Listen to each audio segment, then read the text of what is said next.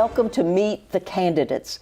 The Frankfort Plant Board has given us a chance to come in here to the studios and invite all of the candidates in, get a chance to meet them, learn who they are and what they would like to do if they get an opportunity to fill these seats. It's really been fascinating, and I think you'll enjoy this conversation that we're going to have with Fred Deaton. He's running for a seat, District 3 on Fiscal Court, and we're going to talk with him about what he sees as the potential for our community. Fred, thank you for coming in to talk with us today, and tell our viewers who you are, what your function is in the community, and what possessed you to try to assume the tremendous responsibility of fiscal court.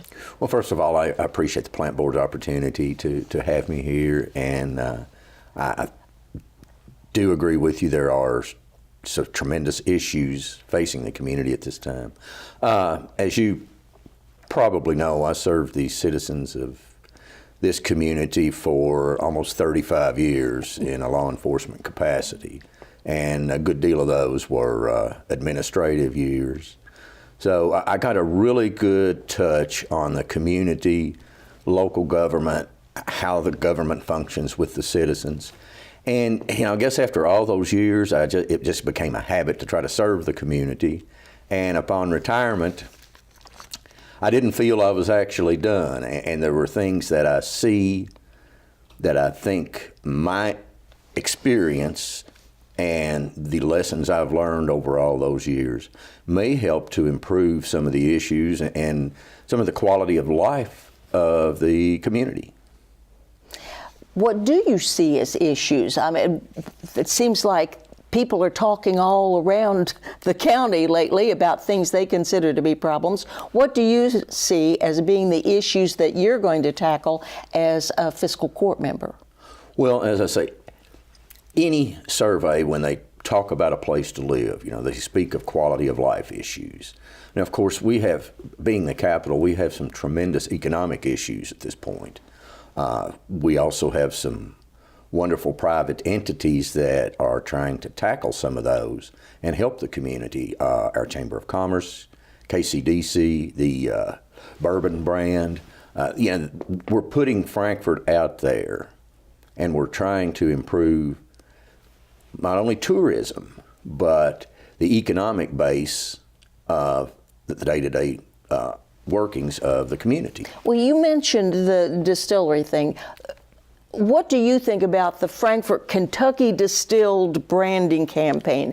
Do you think it's something the county should be involved in with the city? Do you think we should use that to promote the county, and would that cost us anything?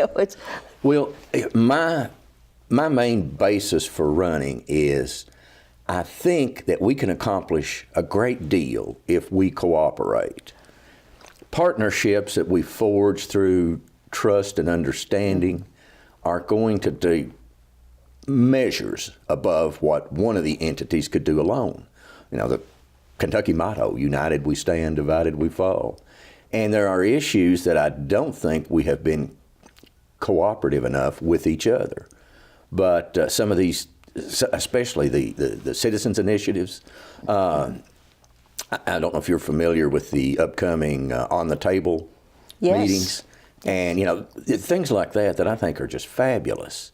And the one thing that I think that I have a experience and a skill with is cooperative team building.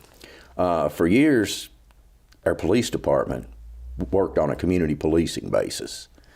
So the idea was to reach out and develop cooperation with the community. How understaffed that the police are, but when you've got your entire community out there looking, observing, and interacting with you, that makes measurable differences. And, if it works there, it will work with county, local government, and the citizens. And, it wouldn't be a bad idea, in my opinion, if fiscal court and the city commission had quarterly joint work sessions. If nothing else, we go through the issues, you build a rapport, And, you understand that just because it's one meeting versus the other, our goals are still the same. We want to improve the quality of life of Franklin County. Now, you mentioned on the table. Tell our viewers a little bit about that and how you think it could benefit dealing with the issues that you're talking about. Well, it's basically a citizen initiative to bring people together. I think March the 28th is the date that they have for just on the table discussions. It's small groups at a table, and you speak of the issues and your ideas for improving Franklin County. And by all means, that's information, input, and feedback from your citizens. It's hard to represent people if you don't really understand what their feelings are and what they think is important. So I think this is a fabulous thing. And to be honest with you, I hope it's a huge success, and I hope it's done often, and I will be one of the first participants. So someone can expect to find you at a table on March 28th. I'll be at a table somewhere. Discussing issues. One thing that has come to mind, what is your stance on making a stronger effort to ensure that there is county representation on the Frankfort Plant Board? Do you think that there should be county representation? And if so, what should we do about it?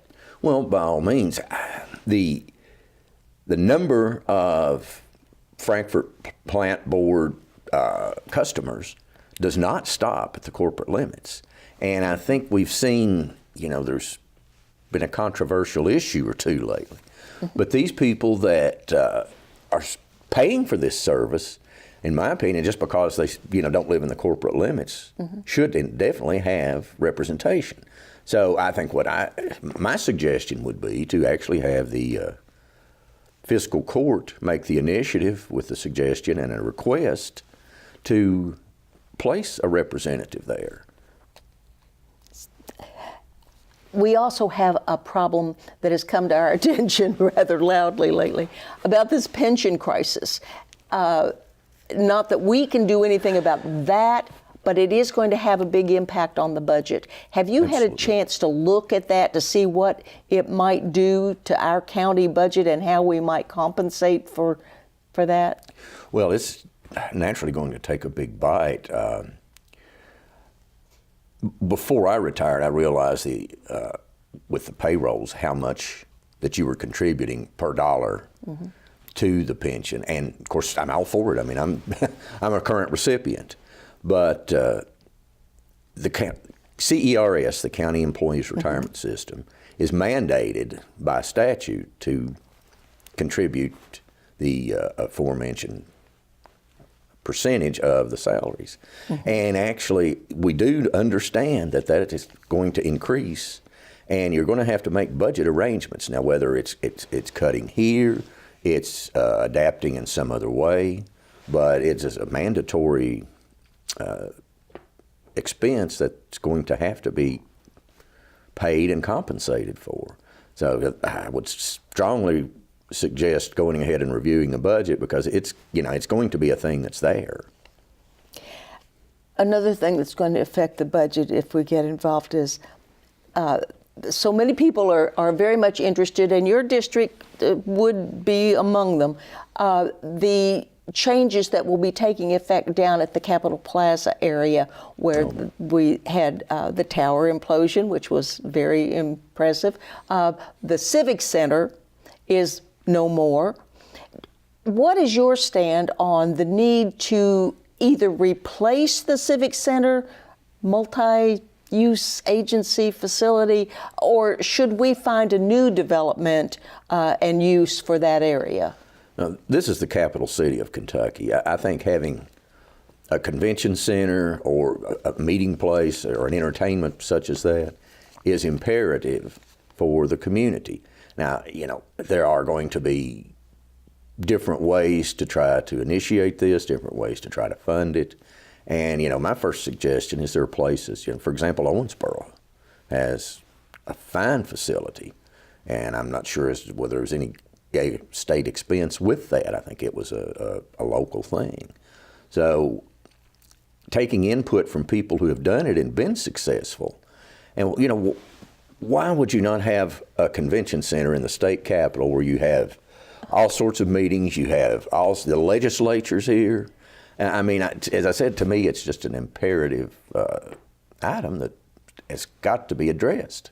And how do we fund a thing of that immensity? Well, it's not going to be easy, and it's not going to be soon. But as a suggestion, and I think it's already been on the table, now this is a cooperative thing. It would be between governments, private industry, and, you know, private dollars also. You know, there can be ways that you can get investments into such a facility. It has to be on a basis where it would pay for itself. And as I said, look, we've got the capital here. We have some enormous resources. I think if we push a little harder, we can maximize the results of some of those resources. And I think too often, unfortunately here, I think we strive for mediocrity, thinking that, you know, you have state government here, you have some of those dollars, and I don't think that the initiative is all the time maximized to try to see what we can do for ourselves. And I think working together, we can accomplish a good deal. And speaking of working together, if you get that seat for District 3 on the fiscal court, what would you focus on? What issues do you think you would want to address? What improvements, changes, what would you like to accomplish by sitting there on fiscal court? Well, one of the first things that I would do was be sure that there's a regular meeting with your constituents, whether it's an advisory board of the precincts from the district, or it's just a Saturday morning, you know, coffee with the magistrate. Get the input from the people that you represent. See what their needs and what their concerns are. Naturally, currently we have the economy, the local government economy is an issue. How many parents, school safety? I mean, that's, for goodness sakes, having a child in a public school with all these things hitting the media, and you have social media, which throws things out there, and you've got a child at school, and naturally the parent's heart goes through their throat. As I think, is it tonight that the county school system and law enforcement is having a seminar? Well, now this is being taped and it won't be seen for a while, okay. so but we have yet to deal with that, so we don't have that information yet. But you know, initiatives such as that, and how many ways that, you know, your local government can assist the schools and law enforcement, and to help reassure the parents that their children are safe in school. And, you know, not only safe in school, you know, we have neighborhoods where you have crime problems. You know, local government can help law enforcement with establishing neighborhood watch, crime prevention measures, which I think that my expertise and experience, and that would be a major benefit to fiscal court. Well, I know some neighborhoods have been very good about setting up a neighborhood watch, and they're very actively involved in it. Describe your third district and give us kind of a picture of what you think is happening there and how you would like to improve that. Well, of course, we have 3 county schools in the district, and we are blessed having a beautiful, beautiful county park in the 3rd district. Of course, as I said, there are economic issues which affect the entire community, but what does the 3rd district encompass? How is it different from the other districts? Well, as I said, it has a beautiful park. You've got schools, you've got commercial establishments, and you know your residential neighborhoods. They're very, very nice residential neighborhoods, but with one's home, you come with quality of life issues. What may be a slight nuisance to the one person may be just a total problem to the other, which is why I say it's very important to get feedback and interaction with your people. There are maybe issues with zoning and how the neighborhoods are maintained. Hopefully there aren't that many crime problems, but as I said, those have to be addressed. And it's what the people that live there deem as important to improve the quality of life for their neighborhood. And do you have any particular steps in mind that you think you could set in motion to get citizen participation to give you the information you would need? Well, as I say, I'm really encouraged by some of these, especially like the on-the-table moves. You have social media now, but honestly, the best way is knock on their door and ask them. And that is a local political campaign. That's what it's all about, is you interact one-on-one with your constituency. And I said, why I think it's so important to have regular meetings and see who wants to come and talk to you. How do you think that we should approach going out to see what the potential is for those partnerships that you were talking about, the public and private? Well, you have to be open, and you have to put the item on the table. Things just usually don't gel and come together without some effort. Mm-hmm. And really, the one thing I've learned is to get someone's opinion, it's best to ask. So, taking initiatives from local government to the citizens, to the neighborhoods, and just have, the town hall sessions, come talk to us. Surveys, that was a thing at the police department. We would send satisfaction surveys to neighborhoods. And you get a lot of valuable information there.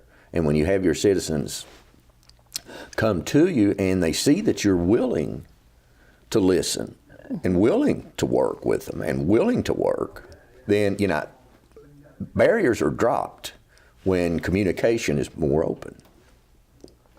Have you had a chance to look at the budget and see if there need to be some adjustments in there to kind of incorporate what you would like to focus on to a greater depth in serving the community, things that you could maybe scale back on and push some others to the forefront? Well, I think before we really get far into that, then the state pension reform, to see exactly what type of chunk is going to come out of the local government's budget.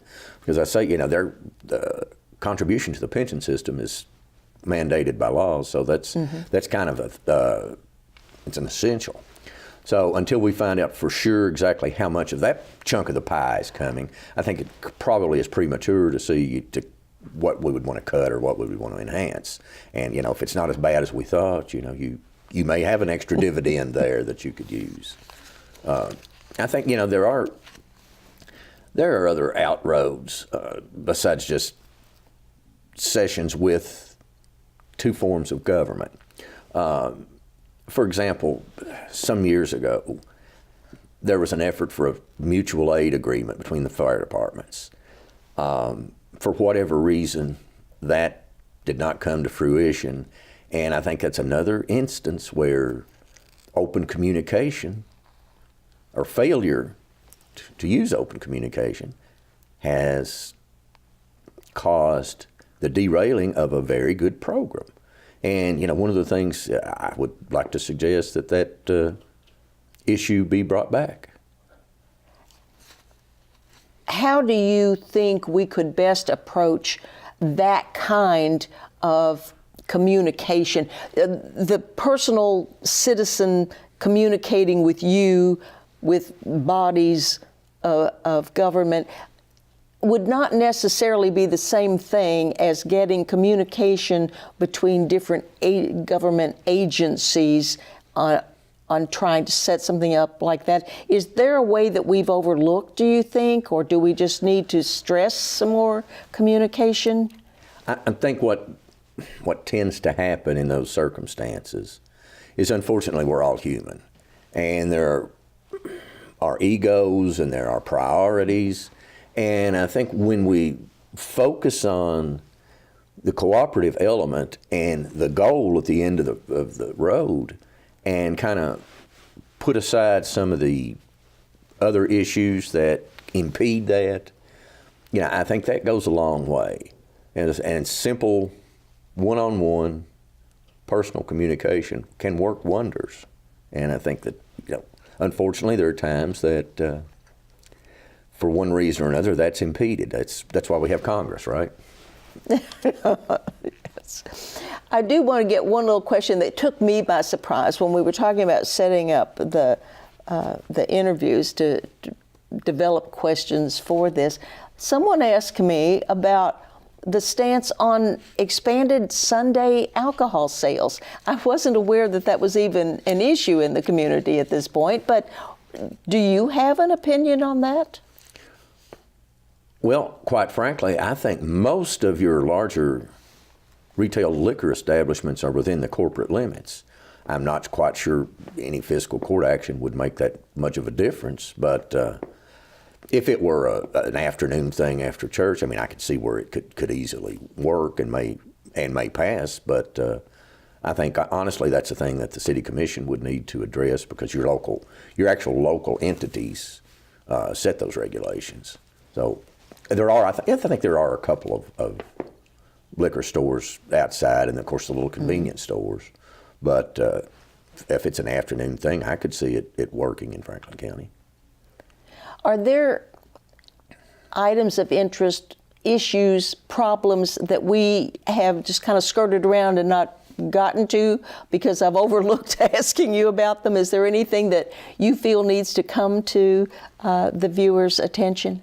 Well, as I say, there are the big issues that hit local governments are, well, of course, you have economic issues, but there are quality of life issues for your community. And, whether it's an improvement of your neighborhoods, improvement of your roads, most any rating of a place to live includes how many opportunities for arts and entertainment. We have a fabulous resource in the Grand Theater, but perhaps it would be an option for a local county Arts and Entertainment Commission. Of course, we've lost our Civic Center for some of those, but, perhaps expanding that, that's going to improve the quality of life, I think, in the community. And how long has it been since we've had a population increase in this county?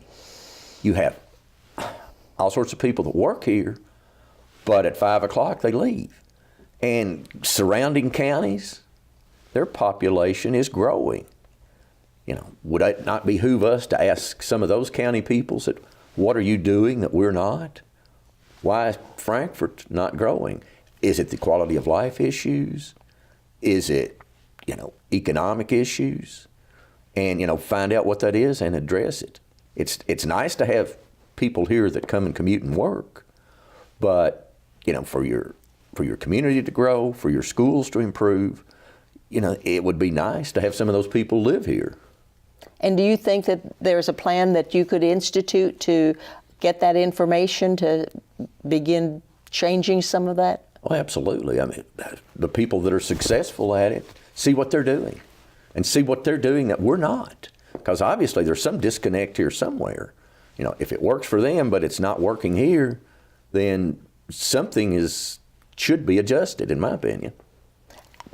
My question, I guess, is how do you accumulate that data? How do you get hold of the information that you feel you need?